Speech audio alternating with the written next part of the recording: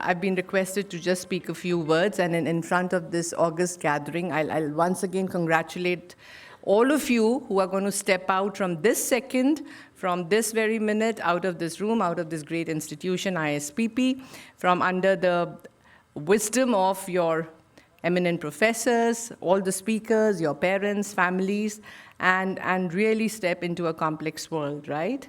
And let me start by saying that I graduated many, many years ago, and since then I've heard the same thing in every graduation ceremony. The world has become so complex, it's never been more complex. And every graduation ceremony, from my own to my children today as well, let me tell you that I don't know if the world is looking for iron men and women in steel, but it's certainly looking for more heroes and change makers, something that I heard as I stepped in. And so you do have a huge task cut out in front of you, and I'm sure you will do well. So let me just say that, and I'm not scaring you here as a policy practitioner myself. Let me just step back and pose a question to you. What is really your fulfilling purpose in life? What is your vision statement? What is your mission statement? Keep that at the back of mind, and I'll just take 5 minutes, and this will be something that I'll request you to recap at the end of my 5 minutes. From here on, you will no longer be scanning policy in research papers or scanning them in newspapers. You will be a part of policy making. You will be joining wherever, the government, the public sector, the private sector, not-for-profit, media. You will actually become a part of policy formulations. You will understand policy deeply. And most important, it will be on you to make policy flow. Policy flow, policy get implemented. And here is why you took the pledge. As I was helping you all take the pledge, I was getting goosebumps. I was getting goosebumps because I took a similar pledge many, many, many years ago. I took one when I graduated from Lady Shri Ram College, another when I was out of Delhi School of Economics, and the third when I went to Japan. That was a different kind of a pledge because culturally Japan has a different pledge.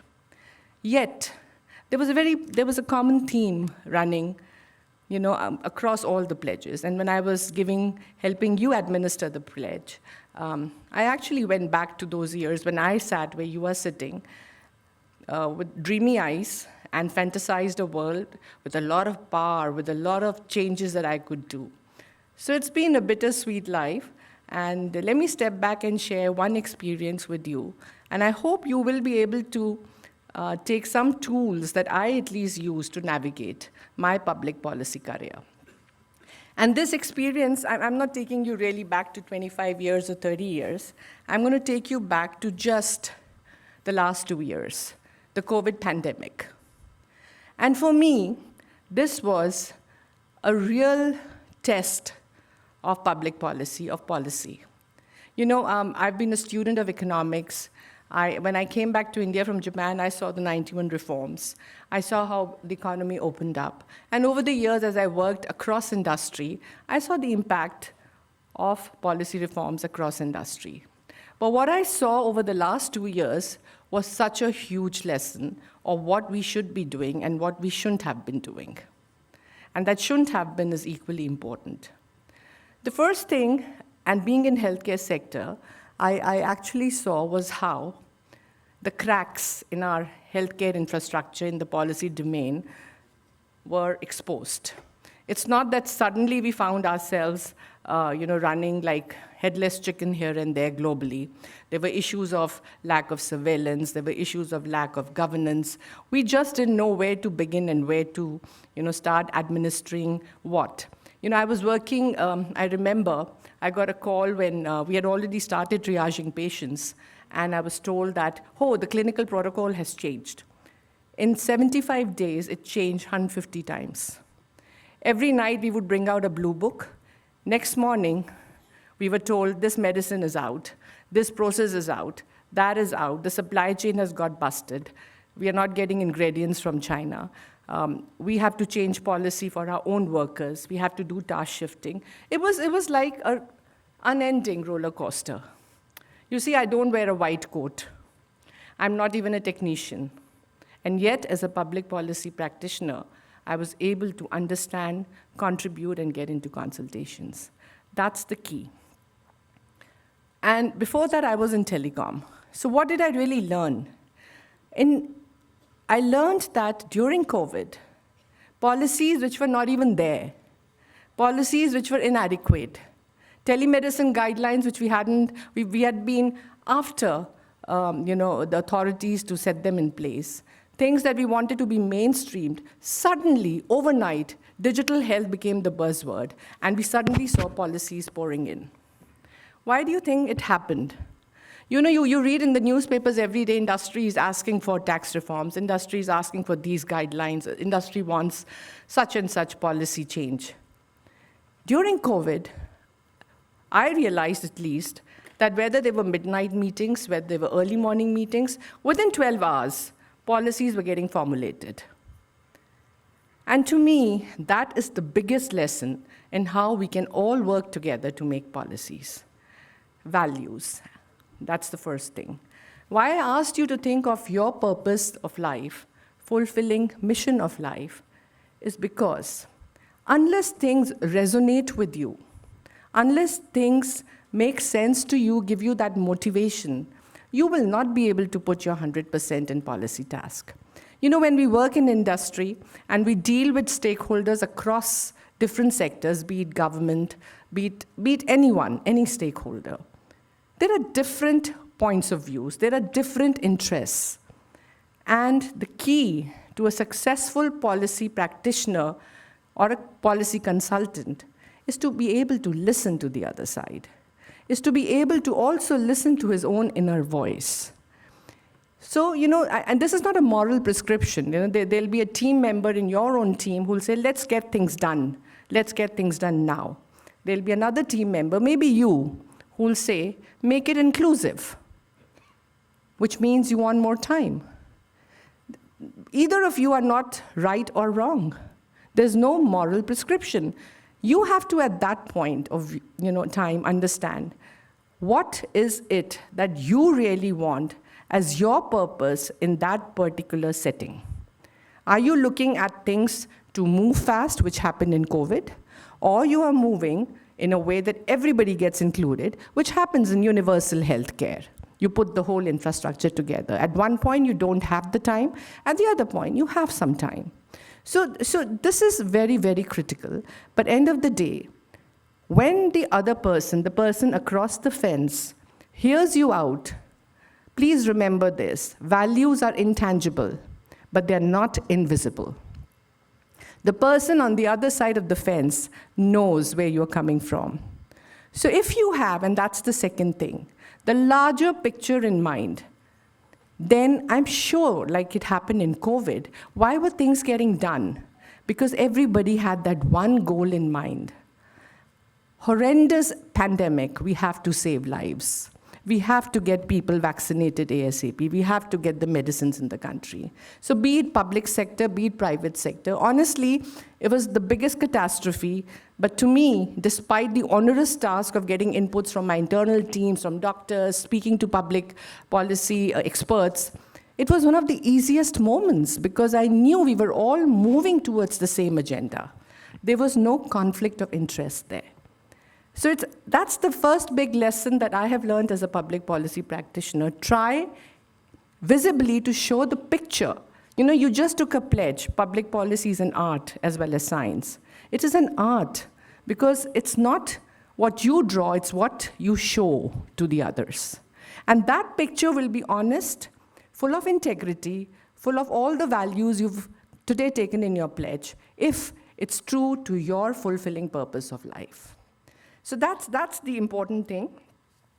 And I hope you will all keep the thought we started with aligned with the larger picture when you step out today as your role in public policy. The other thing that I really wanted to speak about, and this has come out, I think, I was hearing, I just took a flight this morning back from the UK, and I was listening to Oprah speaking about imposter syndrome, right? That's another thing you'll have to battle with all your life.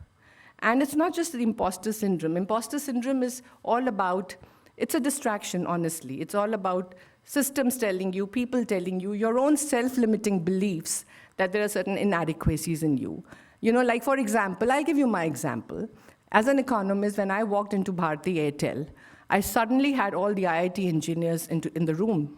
And I could understand ARPU and stuff, but then suddenly the whole thing went on to technical language. And I'm looking at them and I'm thinking, gosh, where have I got stuck? I don't even understand what they're saying in Africa. This is the diameter of the cable. This is what the thing is going to be in technical scientific terms. And the next thing I did in the evening, I called up the chief of staff of the chairman and I said, listen, you're an IIT kid. Can you sit with me and give me few terminologies in a simple way so that I can understand where the issue is arising? And believe me, within a week, I was on top of the numbers. Not because I made an effort, but because there were people who were willing to help me. And we were able to, create a resonance with each other. Of course, you have to be a lifelong learner. That goes without saying. Whether you move to healthcare, any sector you move, when you know your policy role, you will get in there if you're open to lifelong learning. So the more important point here was, there was this, the moment you want to create a change, take an initiative, get into something new, you'll find some alarm bells ringing inside you. That's the time to be aware. And that is the saboteur in you. Everyone, and I tell this to everyone, my colleagues, even my children, that the leader and the saboteur, the voice is inside you. The saboteur is a strong lad. He'll come up. Every time you want to do something, he'll say, oh, no. You don't know enough. You can't make the change. But again, believe you me, I've sat in rooms with really big wigs, from captains of industry to very senior people from government. And if it's a consolation, not everybody knows everything. You're as smart or as not knowing of everything as the other person. So don't think the other person knows more than you ever. Prepare, but have so much confidence in you that your leader, the voice of the leader inside you, is able to take over the voice of the saboteur. Because the moment you allow the other guy to win, it is the imposter syndrome. And you will always have self-doubts. Don't do that. And public policy and policy formulation is an area which is complex, but it's not something, it's not rocket science. You'll be able to navigate if you're able to listen, if you're able to align it to a larger goal. I mean, and that's another third very important point. When we walk into a role, when I say have a larger picture in mind, it doesn't mean you'll stop doing day-to-day tasks. You do your day-to-day tasks. You take the 50-inch today, 100-inch tomorrow, 150-inch day after. There'll be falls, there'll be things you'll be able to manage really well, things that you won't be able to manage. And at that time, the tool that really helped me is the pledge you took.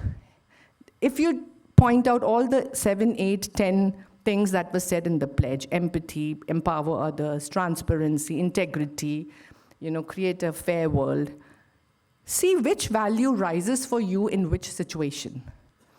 Right now, when I'm communicating with you, the value that I see rising is total transparency. I'm talking to you in a very candid way. There are certain values at this moment which are not rising as much. I mean, I'm just giving you an example. So for example, the value which may not be rising as much is empowering you, right? Find out what will it take for you to have that value rise more. So this is what I call a value checker. Get those 10 things, and don't take this pledge lightly. End of the day, you'll find yourself running to life coaches, running to career coaches. This pledge is a document that's all coaches in one. Do a value check. See what situation helps you strengthen a certain value in communication, in negotiation, in getting your point across. All of these are very important in public policy. And once you're able to do this, it'll take some years, you'll be able to balance the values that you want to project in any task you take. So with all humility, all that I'll say is that the choice is yours.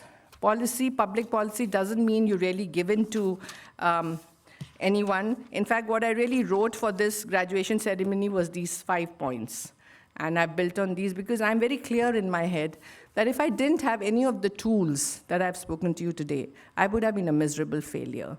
Life is very checkered as a public policy professional. You can never claim to be a winner always. And that's great too, because if you haven't won, you made the other party with some great, maybe a bigger value than yours win. So with that, step out to the world, shine. The world is your oyster. Do what you can do and give back to your community, give back to ISPP. Thank you.